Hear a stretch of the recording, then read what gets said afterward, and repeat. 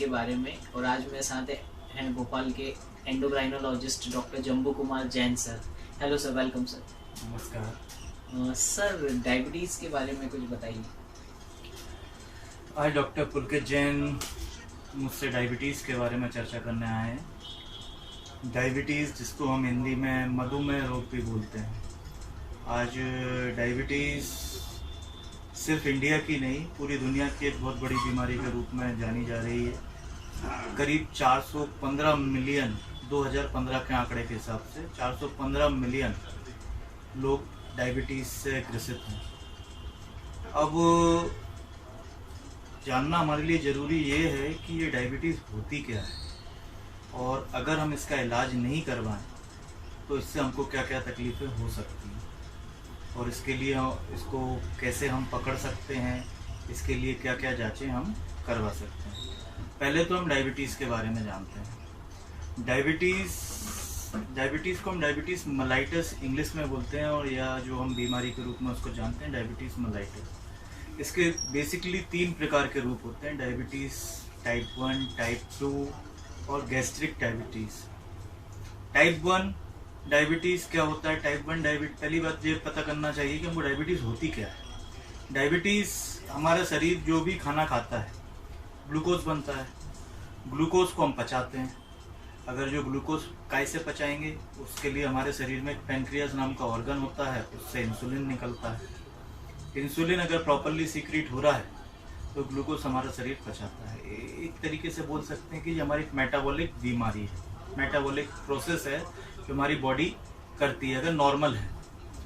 अगर इंसुलिन का सीक्रेशन कम होने लगे या इंसुलिन बनती नहीं है तो डायबिटीज़ हमारे को होती है।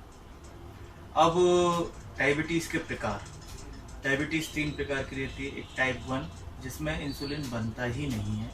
इसके कई कारण हो सकते हैं, लेकिन एक कारण ये है कि ये पैदाइशी रूप से, या इसको हम बोलते हैं नियोनेट डायबिटीज़, और इसके विशेष रूप से इसका कोई कारण हमारे पास है नहीं। इसको हम इडियोपैथिक भी बोलते हैं। और इसमें जब इंसुलिन बनता ही नहीं है तो इसका इलाज भी एक बिल्कुल सिंपल रहता है। हम शुरू से ही इसको इंसुलिन से सही करते हैं। इसको हम बोलते भी हैं इंसुलिन डिपेंडेंट डायबिटीज़। सेकंड होती है टाइप 2 डायबिटीज़। इसमें क्या रहता है, इंसुलिन हमारी बॉडी बनाती है लेकिन उतनी पर्याप्त मात्रा में नहीं बना पाती है। जब उतनी पर्याप्त मात्रा में नहीं बनता है तो शुगर का लेवल हमारे उसमें बढ़ने लगता है। ब्लड में शुगर का लेवल बढ़ता है, तो इसके लिए क्या करते हैं, इसके लिए हम आपको इंसुलिन बढ़ाने वाली दवाइयाँ देते हैं, जिससे हमारे शरीर का इंसुलिन सीक्रेशन थोड़ा सा बढ़ जाए। और तीसरी होती है गैस्ट्रिक डायबिटीज़, मतलब प्रेग्नेंट लेडीज़ के अंदर जो डायबिटीज़ होती है, ये प्रेगनेंसी के दौरान होती है। इसका इंसुलिन से हम ट्रीटमेंट करते हैं और प्रेगनेंसी के बाद जनरली ये ख़त्म हो जाती है। अब पहली बात यह है कि ये डायबिटीज़ के प्रकार जान लिए, लेकिन डायबिटीज़ हम कम मानेंगे। खाली पेट शुगर अगर आपकी 100 मिलीग्राम परसेंट रहती है, तो पुराने उसमें बोलते थे 120 से नीचे, लेकिन आज की रिसेंट स्टडीज़ के हिसाब से 100 के नीचे होना चाहिए आपकी खाली पेट शक्कर, और जिसको हम शुगर भी बोलते हैं। और भरे पेट खाने के 2 घंटे बाद, जिसको पोस्टपेरेंडियल शुगर बोलते हैं, वो 150 से नीचे होना चाहिए। अगर ये दोनों वैल्यूज़ अगर आपकी नीचे आ रही हैं तो आप डायबिटिक नहीं हैं।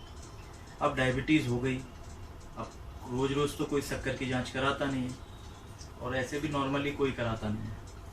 तो हम कैसे पता करें कि डायबिटीज़ हमको है? डायबिटीज़ के क्लासिक सिम्टम्स हैं। डायबिटीज़ पॉलीपिप्सिया, पॉलीडिप्सिया, पॉलीफेजिया, मतलब बहुत ज़्यादा प्यास लगना, बार बार बाथरूम आना और बहुत भूख लगना, प्लस शरीर में कमजोरी होना। ज़्यादा पानी पी रहे हैं, गर्मियों में पीते हैं, वो डायबिटीज़ का कारण नहीं, लेकिन ज़्यादा पानी पीने के बाद रात के वक्त ज़्यादा बाथरूम आ रही है आपको, बार बार बाथरूम करने जा रहे हैं, मतलब बार बार पेशाब का इन्फेक्शन हो रहा है और कमजोरी आ रही है आपको, तो ये बताता है कि आपको डायबिटीज़ के लक्षण हो रहे हैं। जब अगर हमको ऐसी कोई लक्षण आने लगते हैं तो हमको क्या करना चाहिए, हमको एक डायबिटीज़ की जांच करा लेना चाहिए। डायबिटीज़ की जांच में क्या है, रैंडम ब्लड शुगर होता है। रैंडम ब्लड शुगर खाली पेट और भरे पेट, खाली पेट सुबह खाली पेट की जांच करानी है, भरे पेट खाने के 2 घंटे बाद, जिसको पीपी जांच बोलते हैं। एक जांच होती है HbA1c, ये 3 महीने की आपकी शुगर की एक वैल्यू रहती है, वो बताता है। अगर ये 6.5 से ज़्यादा आ रही है तो ये हम मान के चलते हैं कि आप प्री डायबिटिक स्टेट में आ रहे हैं। इसकी अलग अलग वैल्यूज़ दी गई हैं, 6.5 से 7.5, 7.5 से 8.5, 9, 10, कम डायबिटीज़, ज़्यादा डायबिटीज़। अब अगर मैं डायबिटीज़ का इलाज नहीं कराता, मैं बोलता हूँ ठीक है मेरी शुगर इतनी है, मेरे को कोई तकलीफ़ नहीं है, तो मुझे क्या क्या कॉम्प्लिकेशन हो सकती हैं। डायबिटीज़ का अगर कोई इलाज नहीं कराता है तो डायबिटीज़, सबसे पहली बात क्या है कि जब शुगर हमारी बढ़ती है तो हमारे मेटाबॉलिक सिस्टम को डिस्टर्ब करने लगती है। मेटाबॉलिक सिस्टम डिस्टर्ब होता है तो ये सबसे पहले हमारी जो वैस्कुलेचर, मतलब जो खून की नलियाँ हैं, उनको चौक करती है, उनको ब्लॉक करना चालू कर देती है। शुरुआत ये छोटी छोटी नलियों से होती है। अब इसका इफेक्ट क्या पड़ेगा, आपके ऊपर प्रभाव क्या पड़ेगा। अगर ये आपके गुर्दे का, अगर आपकी शुगर बढ़ी हुई है और ये गुर्दे की नसों को ब्लॉक करने चली गई तो आपके गुर्दे फेल होने लगते हैं। डायबिटीज़ में जब आप जितने भी पेशेंट देखेंगे जिनके गुर्दे प्रॉपरली काम नहीं कर रहे हैं, उनको कहीं ना कहीं डायबिटीज़ और ब्लड प्रेशर की प्रॉब्लम रहती है, मतलब डायबिटिक नेफ्रोपैथी।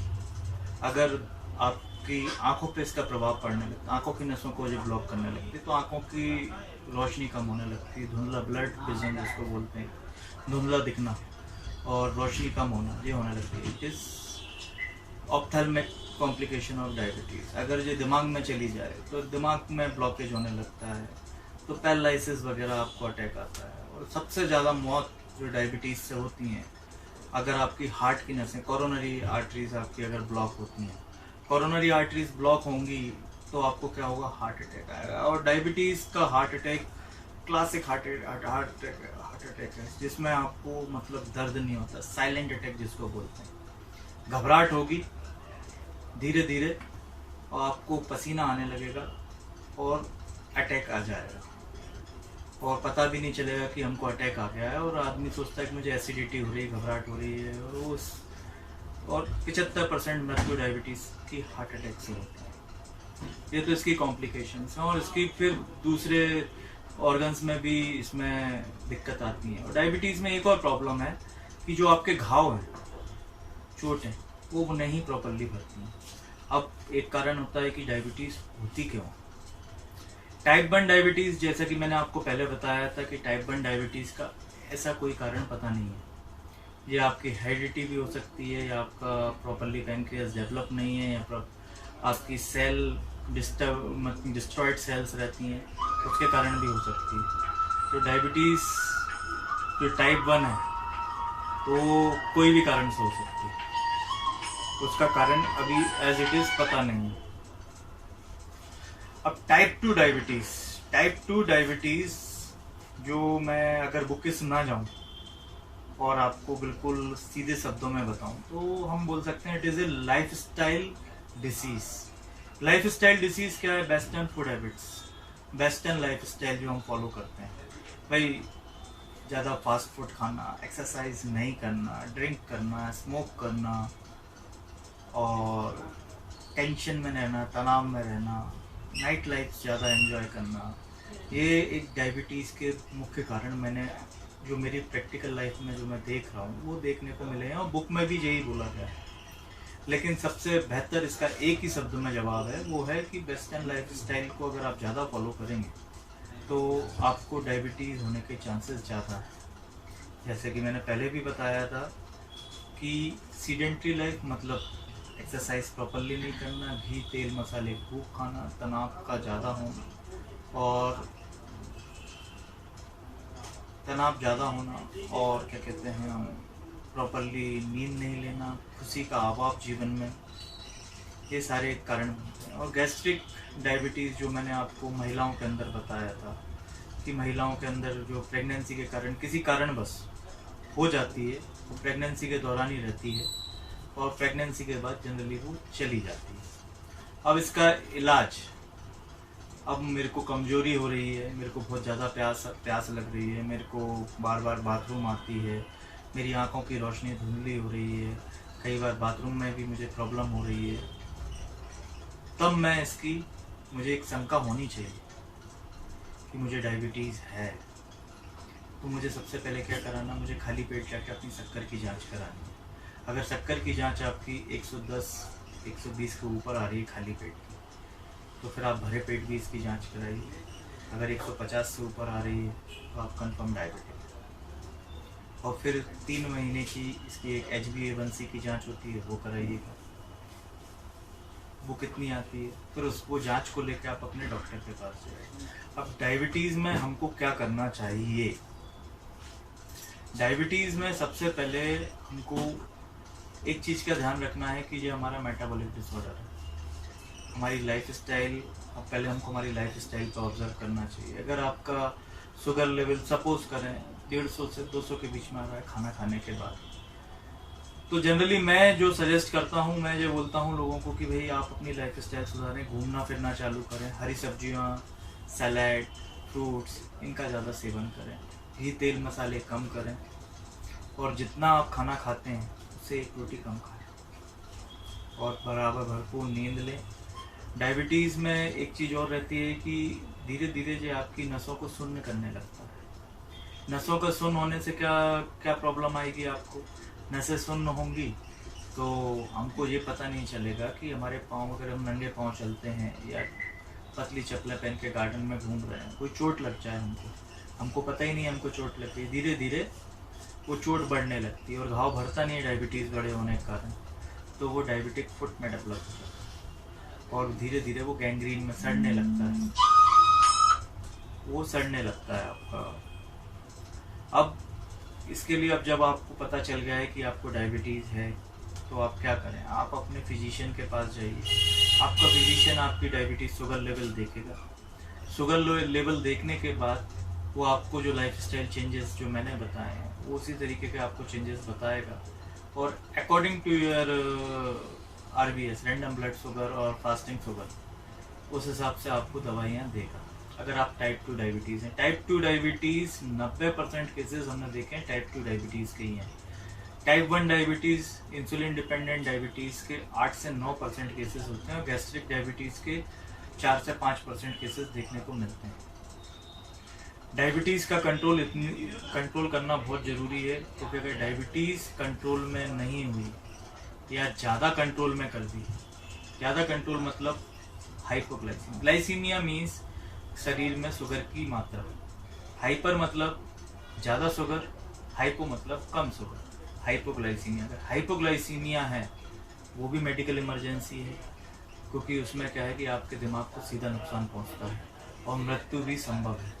तो इसमें अब इसके लक्षण क्या होते हैं हाइपोग्लाइसीमिया के? हाइपोग्लाइसीमिया में आपको एकदम चक्कर आना चालू हो जाता है, ठंडा पसीना चालू हो जाता है। कई बार क्या रहता है कि जो डॉक्टर्स डायबिटीज़ की दवाई देते हैं, कई पेशेंट प्रॉपर इन्फॉर्मेशन नहीं देता है, या पेशेंट अपनी गलती से दवाई को प्रॉपर समय पर ना खाता है और गलत समय पर खाने के कारण हाइपोग्लाइसीमिया हो जाता है। तो उस स्थिति में क्या होता है कि एकदम हमको भूख लगती है, ठंडा पसीना आने लगता है, आंखों के सामने ब्लड विजन आ जाता है, और जनरली पब्लिक को समझ में नहीं आता करें क्या।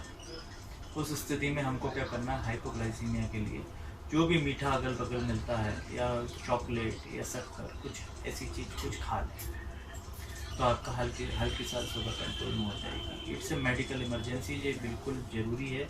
अगर आपकी शुगर बहुत कम हो रही है, 70 से नीचे आ रही है, और उसके बाद भी अगर आप उसको कंट्रोल नहीं करते हैं, तो वो जानलेवा हो सकती है।